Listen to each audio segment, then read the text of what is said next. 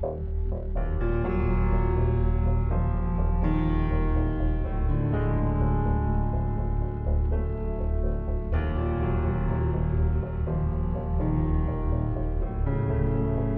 Scarecrow Corpse by Chris Mallory. Narrated by Markiplier.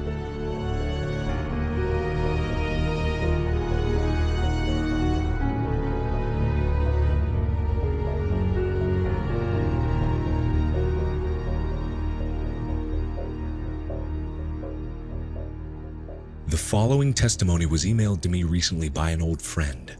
I haven't heard back from him. I hope he's okay.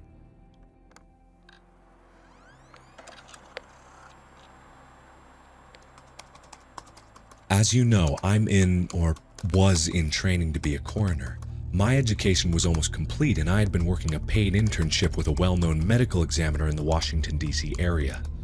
All that changed a few hours ago when I was fired from the office for refusing to participate in what I believe to be a cover-up.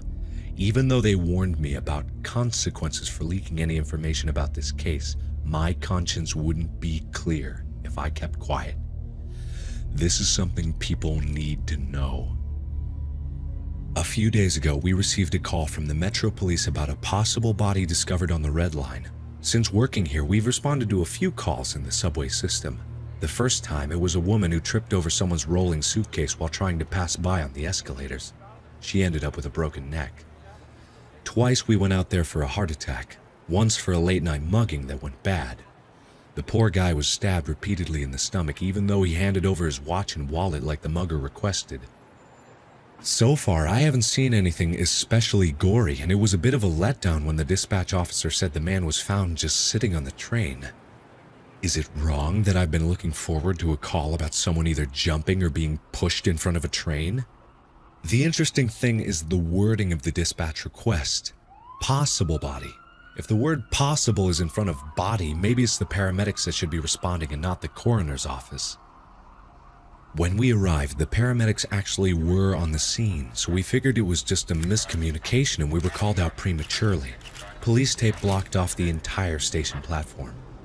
From our view at the top of the escalators, we could tell something wasn't right. The paramedics stood outside the door to the train car and they weren't actually doing anything except arguing and pointing at a body slumped up against a window inside.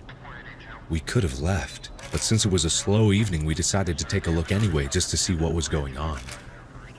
As we approached, I overheard some of the conversation between the two paramedics. "He's dead, right?" said the older of the two. "Dead people don't do that." "Do what?" I thought. Once they saw us, they quickly agreed that the man was dead and promptly left the scene to us. Clearly, this wasn't a call they wanted to handle. I can understand that. The police weren't much help either. I chatted with the officers on the scene while the doc went in to take a look at the man on the train. One of the detectives commented that there weren't any clear signs of foul play. The witnesses all claimed that the guy just sat down like everyone else and then he stopped breathing. Natural causes, I thought. Seemed like a pretty cut and dry case, but when I looked over my shoulder at the doc, he seemed confused. "Look at this," he said to me as I walked into the train. As I approached, it seemed like the man was just napping, like a lot of train riders do when they know their stop won't be coming up for a while. "Look at what?" I asked. "His eyes." The man's head was forward, with his chin to his chest, so that I had to kneel down to get a good look at his face. As I'm doing this, the doc is talking out loud like he tends to do, just going over his mental checklist. "Not breathing, no pulse, his skin is cold to the touch, approximate time of death, 6 to 8 hours ago." I'm in the aisle of the train, trying to make do with a pin flashlight since the dim lighting on the train wasn't helping things much. The man's eyes were open, and they seemed to be staring at me. It's not uncommon, so I lean in closer hoping to figure out what it is the doc wanted me to see so that I don't look like an idiot. And then, he blinked. I jumped back as quick as a mongoose would jump away from a cobra. "What the fuck?" I tried to say. "Exactly," the doc said. "Gotta be a muscle spasm, right?" "You would think," he says. "But watch this." He grabs the guy by the hair and pulls his head back. With his other hand, he waves a finger in front of the man's open eyes. which then began to follow along as the doc moves his finger left and right. Then the man looked at me and blinked again. "Have you ever seen anything like this before?" I ask. "Nope." "And he's dead?" "As a doornail." We let the officer in charge know that we couldn't determine the cause of death on site. A full autopsy would need to be performed to make any kind of determination. She made a note in the report that this body had a tendency to follow you with its eyes and occasionally blink. Off the record, she told me the whole case bothered her. The man, she said, didn't have any identification, credit cards, watch, jewelry, a phone, or even money. All they found on him was a train ticket and a napkin. Once we had him back at the office, we changed into our examination coveralls. I was asked to deal with his clothing. The man watched me the whole time as I stripped off his business suit.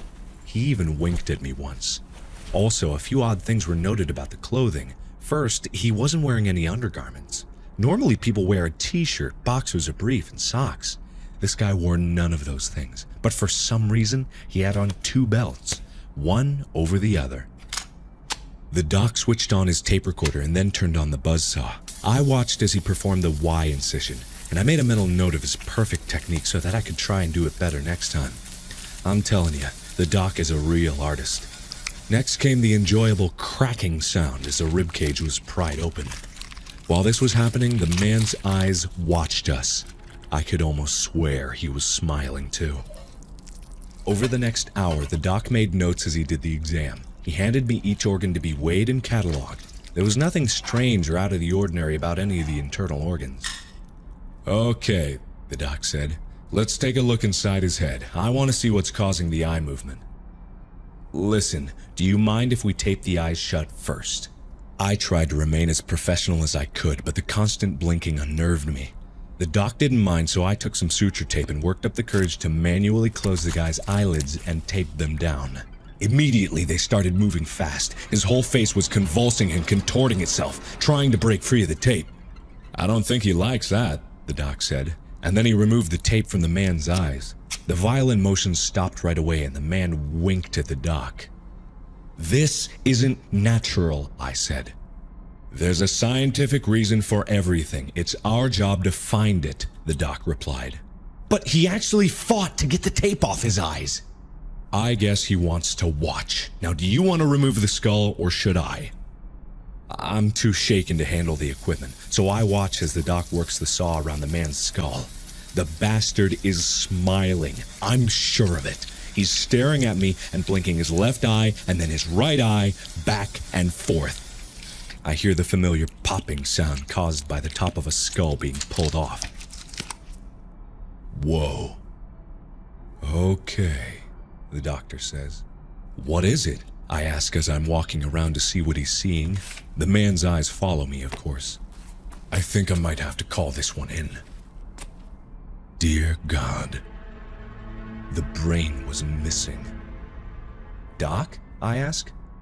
"Not now. Pack up and go home. I'll finish cleaning this up." He's saying this as he's already dialing a number on the phone. "But just go. I'll call you later." It isn't a request. I know when to shut up and listen. I make my way to the door knowing that the man is still staring at me. "And don't say anything to anyone." The doc never called me back. Each time I tried to reach him, it went to voicemail. I tried to go back the next day. Security won't let me in the building. They said I was to await further instructions while on paid leave. That was 4 days ago. This morning I hear a knock at my door. It's a man who said he was with the medical examiner's office, but he looks as if he's with the CIA, FBI, NSA, or some other 3-letter agency. He asks if he can come in to talk. I open the door to let him in, and as I do, I notice 2 other similarly dressed men sitting in a black Suburban across the street. The folder he hands me is a case file for the John Doe that was found on the train. All of the notes about the eye movement and the blinking were removed. There was no mention of anything out of the ordinary, let alone a missing brain. It's already got the doc's signature on it, and this man is asking for me to sign it as well. I try to tell him the file is wrong, but he holds up a hand to stop me from speaking. "This is how it happened. Sign it," he said. I ask about the doc. I want to know why I haven't heard from him. He says the doc has been let go. The way he says it makes me think the worst. I refuse to sign it and ask to speak to the director of the medical examiner's office. The man informs me that would be impossible and that I am to be fired. But fired isn't the word he used. The word he used was terminated. He leaves when I ask him to go, but he warns me that mentioning this to anyone would have serious consequences. As soon as the door closed behind him, I packed a bag and took off. I saw that a black Suburban was parked at the end of my street, and I might just be paranoid, but I think it pulled out after I did. Just in case I was being followed, I changed directions several times. When I felt it was safe enough, I pulled into a nearby residential neighborhood and found an open Wi-Fi signal.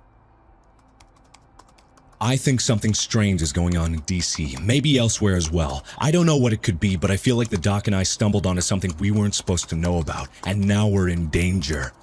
I found the doc's home number online. When I called, it went straight to voicemail. I tried to leave a message for him, but the line went dead once I began talking. If someone is monitoring my phone calls, it's possible my car is bugged too, and they already know exactly where I am. Again, maybe I'm just paranoid or crazy. Maybe there is a completely logical explanation for the Scarecrow corpse that stares and blinks and winks and smiles. I can't imagine how anything like that could exist or why. I'm scared. Really, really scared. I decided the only thing to do would be to write this and email it out to everyone I know.